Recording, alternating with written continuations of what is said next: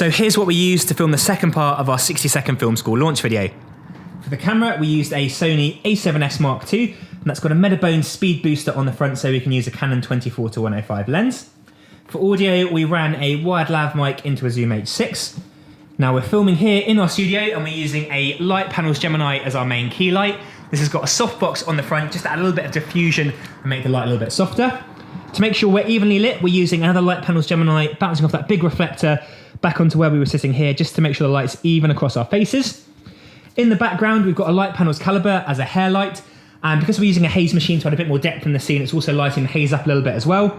And finally, in the back here, we've got another Light Panels Gemini. This is on gel mode, so it's bringing a red colour onto the background, just making the scene a little bit more interesting.